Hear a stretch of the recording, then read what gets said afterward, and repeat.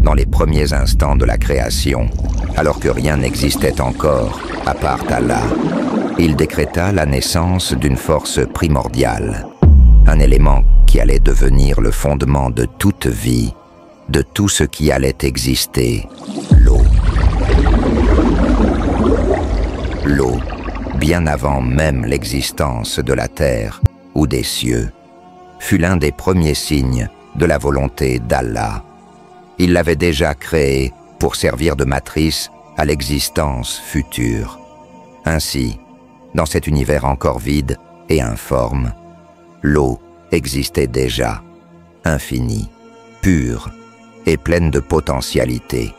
C'était un élément calme, mais rempli de la puissance de la création. Bien avant que la terre, les cieux ou toute autre création n'ait pris forme, Allah établit son trône majestueux au-dessus des eaux, marquant ainsi l'importance fondamentale de cet élément dans son dessein cosmique. Cette image est rapportée dans le Coran, où Allah dit « Et c'est lui qui a créé les cieux et la terre en 6 jours, alors que son trône était sur l'eau. » Ce trône, immense et majestueux, est au-delà de toute conception humaine, représentant le pouvoir absolu et la grandeur infinie d'Allah. Le fait que ce trône repose au-dessus de l'eau souligne la place essentielle de cet élément dans l'ordre cosmique et la création. L'eau, humble en apparence mais remplie de mystère, a été choisie pour porter cet honneur, se tenant sous la puissance et la majesté de la présence divine. Le lien entre l'eau et la grandeur d'Allah est indissociable, car cette eau primordiale est le point de départ de la création. Allah décréta que toutes les autres créations découleraient de cet élément fondamental, et ce lien est rappelé dans le verset « Nous avons fait de l'eau toute chose vivante ». Dans ce plan divin, l'eau n'est pas seulement un élément, elle est la matrice même de la vie, porteuse de la miséricorde d'Allah. Elle contient en elle le potentiel infini de toutes les créatures, car sans elle, aucune forme de vie n'aurait pu exister. De l'eau naîtra la diversité des mondes et des espèces, tous liés par ce même élément sacré, source et support de toute existence. En reliant son trône à l'eau et en plaçant cet élément comme origine de la vie, Allah manifeste sa sagesse et sa miséricorde infinie. Dans les premiers instants de la création, l'eau était pure, infinie et imprégnée de la volonté divine, un symbole de l'interconnexion de l'univers. Elle est un rappel de la perfection et de la minutie du plan divin, car Allah a fait de cet élément commun une bénédiction universelle. L'eau, dans toute son humilité, est l'expression directe de la grâce divine, et chaque créature dépend d'elle pour sa survie. En cela, Allah invite l'humanité à la reconnaissance et à la méditation, car l'eau, si essentielle, est un signe de sa puissance et un témoignage de sa miséricorde envers toute sa création. Lorsque la terre fut façonnée, Allah ordonna à l'eau de jouer un rôle vital dans son équilibre. L'eau devint la source de vie, le lien invisible qui unirait chaque créature vivante à son environnement. Sans elle, rien ne pourrait survivre. Ainsi, Allah répartit l'eau sur la terre de manière parfaitement harmonieuse. Les rivières commencèrent à serpenter à travers les vallées. Les mers et les océans se formèrent, offrant un habitat aux créatures marines, tandis que les lacs, les sources et les glaciers complétaient ce paysage aquatique. Mais l'eau, en elle-même, symbolise beaucoup plus qu'un simple élément vital. Elle est la manifestation physique de la miséricorde d'Allah. En la créant, il accorda aux êtres vivants un bienfait immense, un don inestimable qui nourrirait non seulement leur corps, mais aussi leurs âmes. L'eau est présente dans chaque aspect de la création, depuis le plus petit organisme microscopique jusqu'à l'humain, qui dépend entièrement d'elle.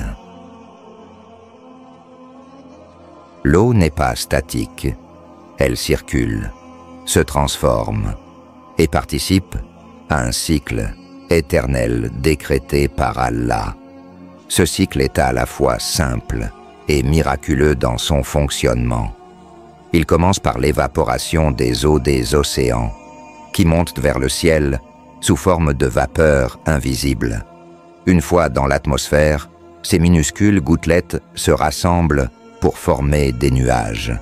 Puis, sous l'ordre divin, ces nuages libèrent leur précieux contenu sous forme de pluie, inondant la terre et renouvelant la vie.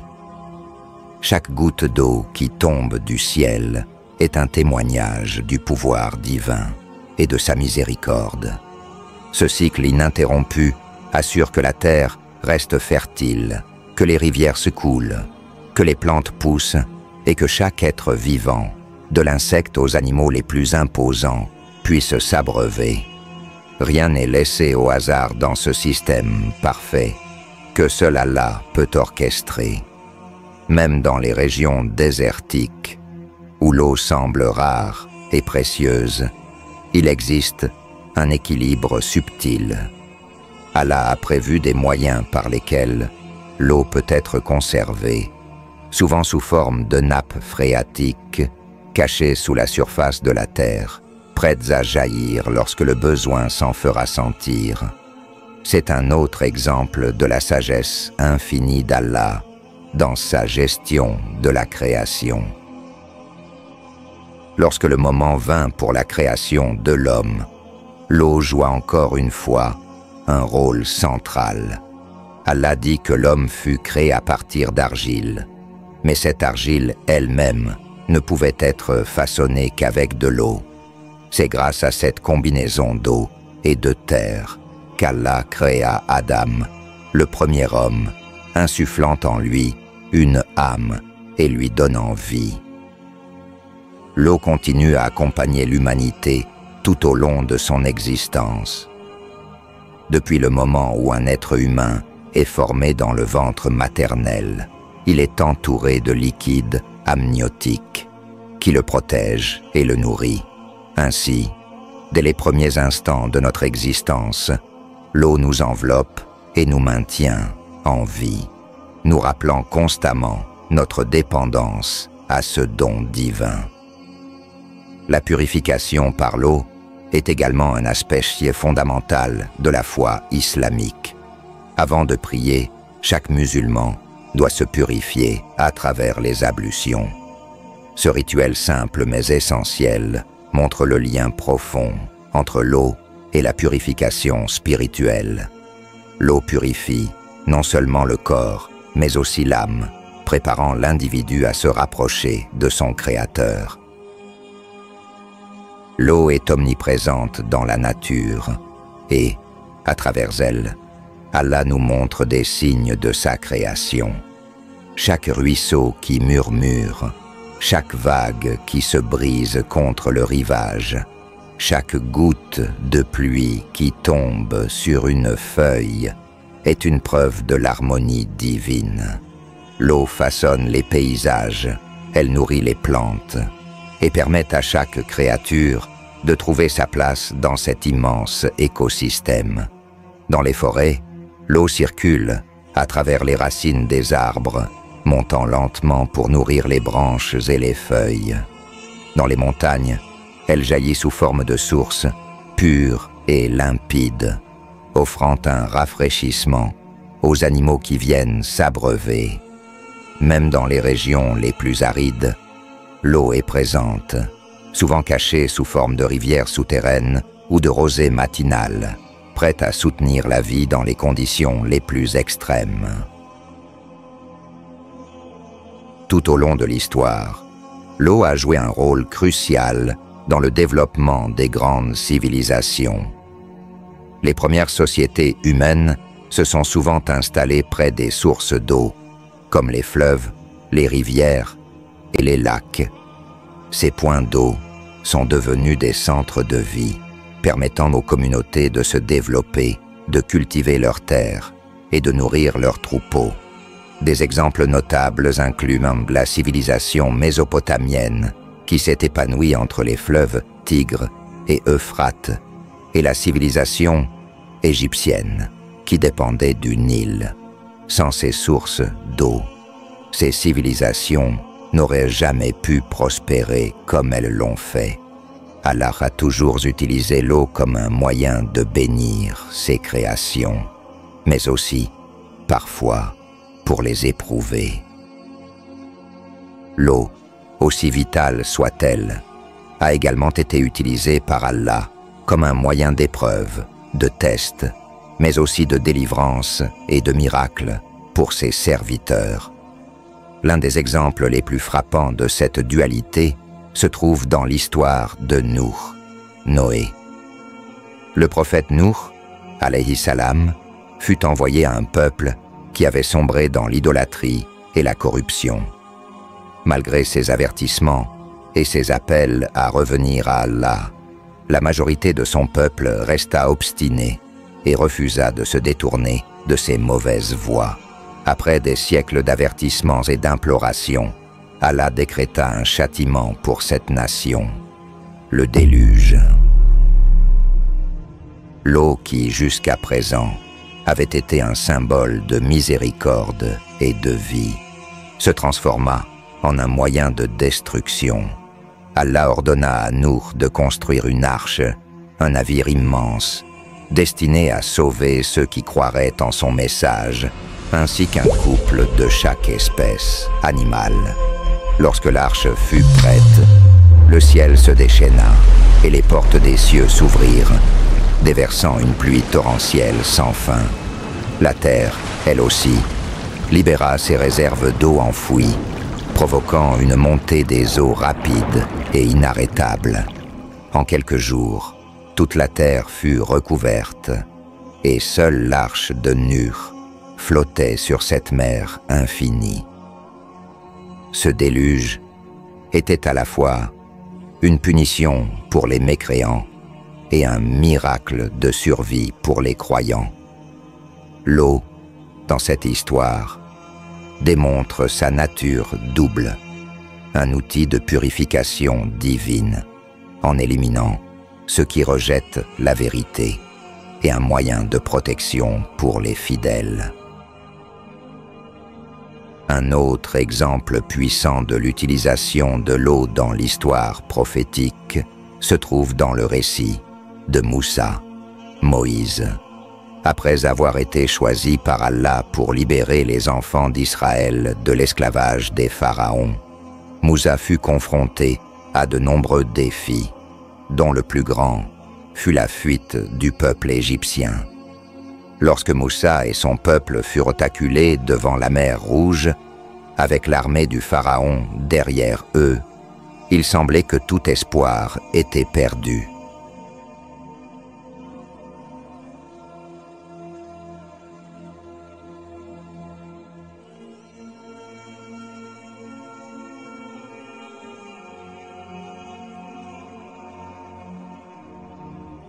Allah ordonna à Moussa de frapper la mer de son bâton.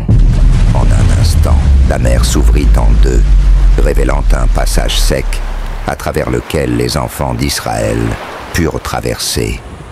Ce miracle de l'eau, qui à première vue semblait être une barrière infranchissable, se transforma en un chemin vers la liberté. Lorsque Pharaon et son armée tentèrent de suivre, les eaux se refermèrent sur eux, les noyant tous. Ainsi, Allah utilisa l'eau une fois de plus pour délivrer ses serviteurs et punir ceux qui s'opposaient à la vérité. Ce miracle reste gravé dans l'histoire de l'humanité comme un témoignage du pouvoir absolu d'Allah sur tous les éléments de la nature.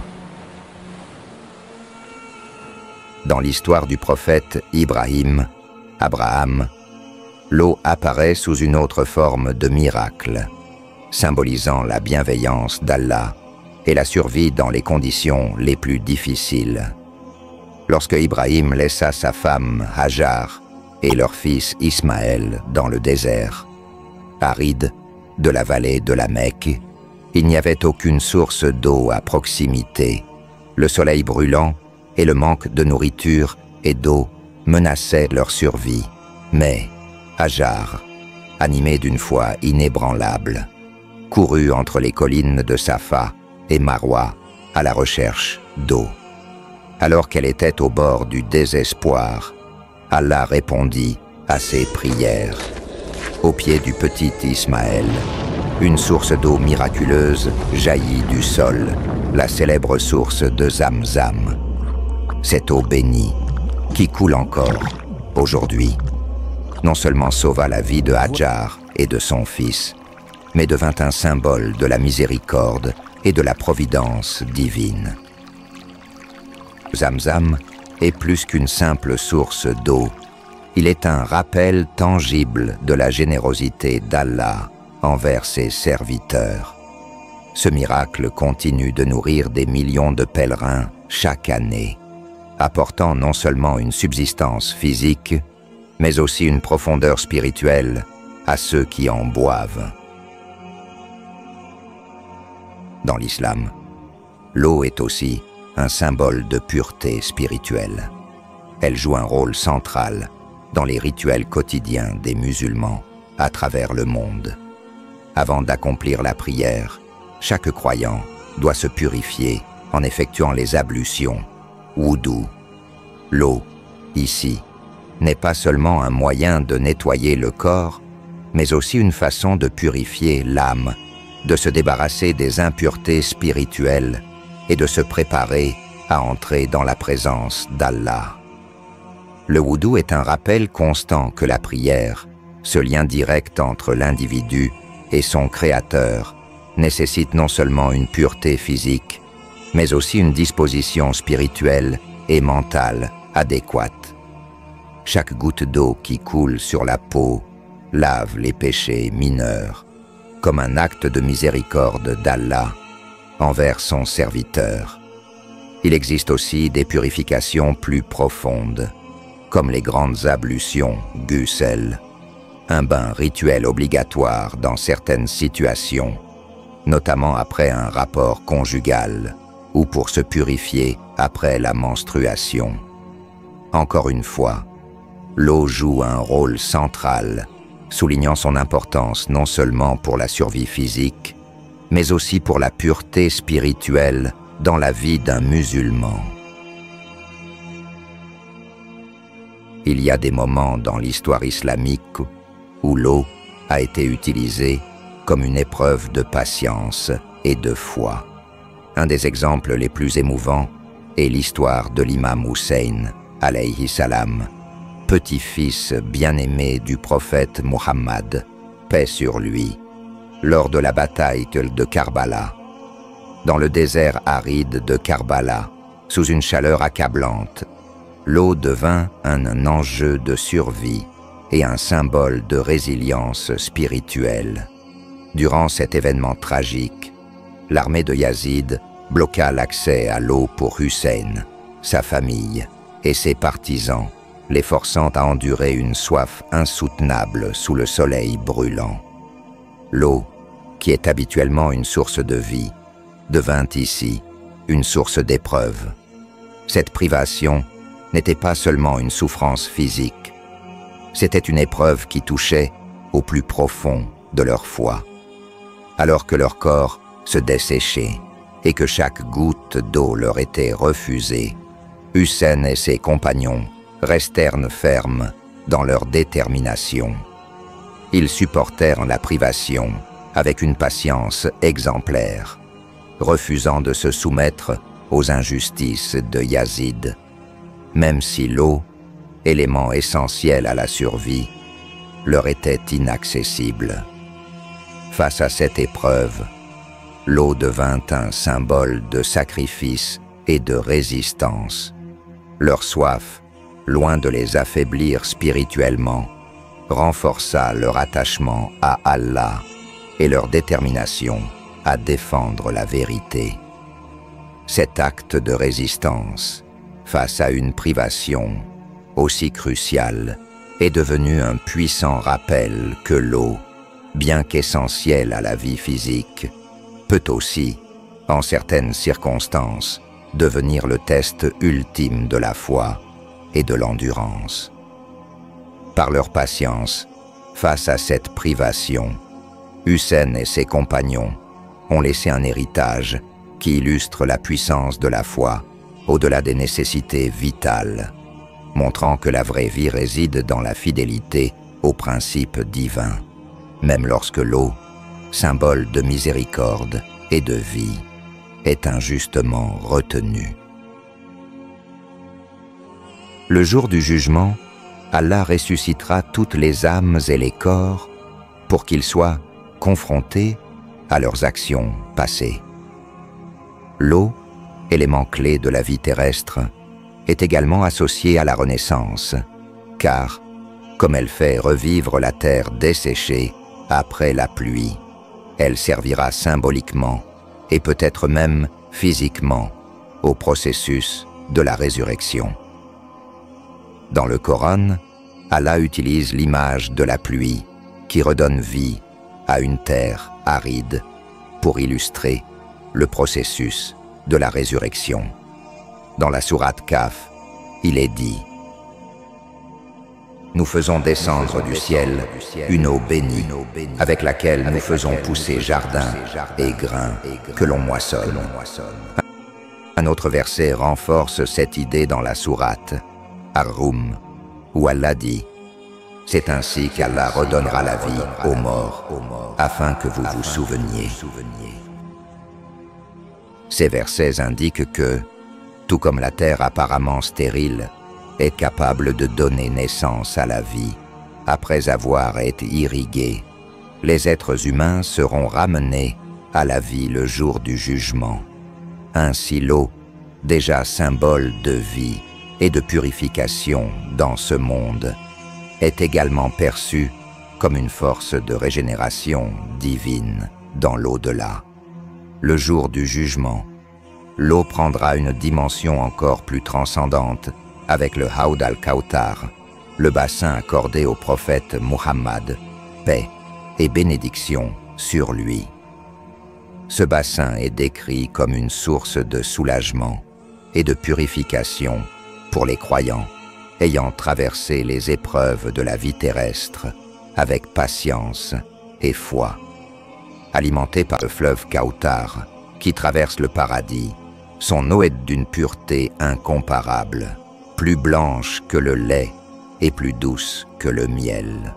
La promesse de boire de cette eau est une récompense ultime, car elle marquera la fin de toute souffrance et de toute privation pour les croyants. Une fois qu'ils auront goûté cette eau, ils ne connaîtront plus jamais la soif, symbolisant ainsi un état de contentement éternel et de proximité avec Allah. Le paradis lui-même est souvent dépeint dans le Coran comme un lieu où coulent des rivières abondantes, une image qui renforce l'idée d'une récompense infinie et sans fin pour les croyants. Allah promet des rivières d'eau pure, de lait, de miel et de vin non enivrant, chacune représentant des aspects de la miséricorde et des bienfaits d'Allah. Ces rivières sont plus que de simples éléments matériels. Elles incarnent une pureté et une satisfaction spirituelle inaccessible en ce monde. L'eau en paradis n'est donc pas seulement une source de vie physique, mais un symbole de la miséricorde et de la générosité divine. Un rappel constant pour les croyants de la récompense inégalée qui les attend, où tout besoin, toute soif et tout désir sont comblés éternellement par la grâce d'Allah. En conclusion, L'eau est bien plus qu'un simple élément vital dans l'islam. Elle représente la création divine, la miséricorde et le lien entre la vie matérielle et spirituelle. De la source originelle qui a donné naissance à toutes les formes de vie, aux épreuves symboliques, telles que celles rencontrées par l'imam Hussein à Karbala, et aux promesses de récompenses éternelles dans le paradis. Chaque aspect de l'eau nous rappelle la grandeur d'Allah et l'importance de la foi. En méditant sur la signification de l'eau, nous sommes encouragés à apprécier les dons de la vie, à faire preuve de patience dans l'adversité et à aspirer à la proximité d'Allah, qui offre aux croyants une vie éternelle de paix et d'abondance. Allahu A'lam, Allah sait mieux.